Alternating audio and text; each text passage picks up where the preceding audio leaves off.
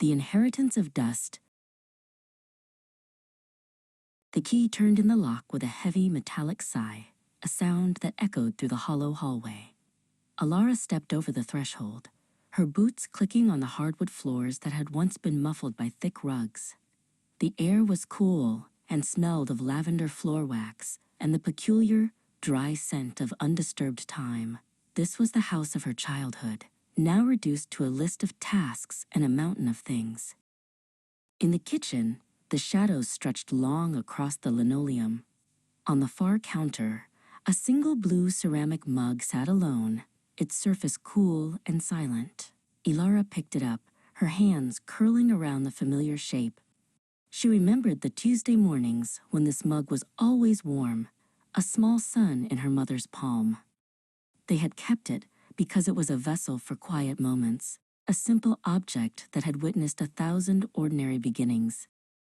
The study was dominated by the mahogany desk, a monstrous piece of furniture that smelled of cedar and old ink. It had always seemed like an altar to her father's silence. Elara ran her palm across the scarred wood, feeling the indentations where he had pressed too hard with his pen.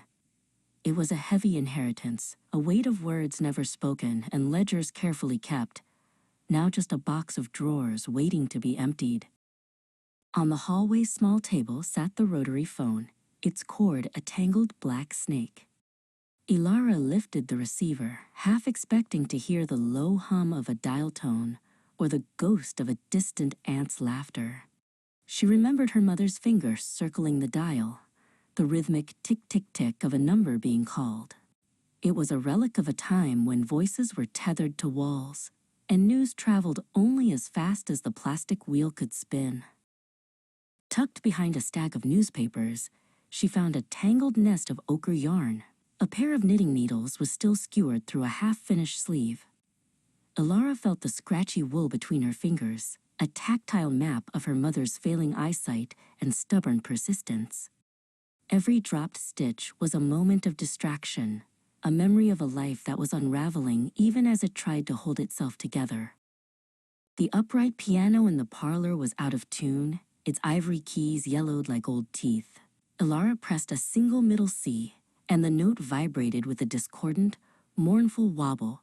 She remembered her father's clumsy attempts at carols, the way the house used to fill with the vibration of strings. Now, the music was trapped inside the wood, muffled by the weight of the dust settling on the hammers.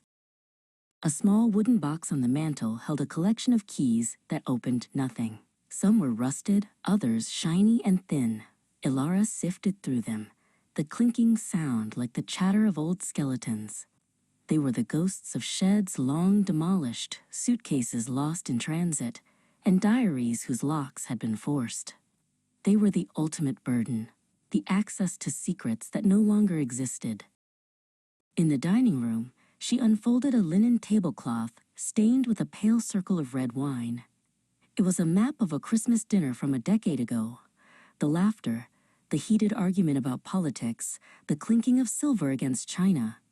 She realized then that the stuff wasn't just wood and fabric. It was a physical manifestation of time that had already been spent.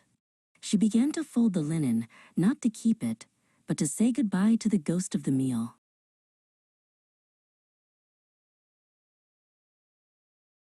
Out on the back porch, she found a garden trowel resting in a pot of dead geraniums. The wooden handle was weathered and gray, and the metal was caked in dried earth. Elara gripped it, feeling the grit. This was the tool that had birthed 1,000 roses and buried 12 family pets.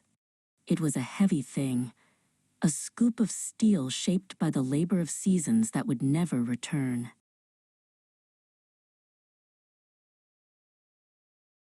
In the master bedroom, a heavy wool coat still hung in the closet.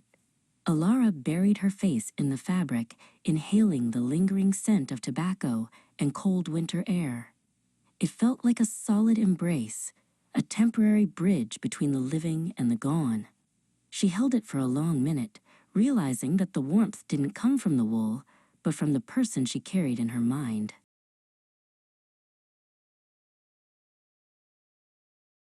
The last box was taped shut. The house was now a series of echoes, the floors stripped of their stories and the walls white and mute. Elara stood in the center of the living room, listening to the silence. The stuff was gone, distributed, donated, or discarded, but the space it left behind didn't feel empty. It felt like a long, deep breath after a lifetime of holding it in.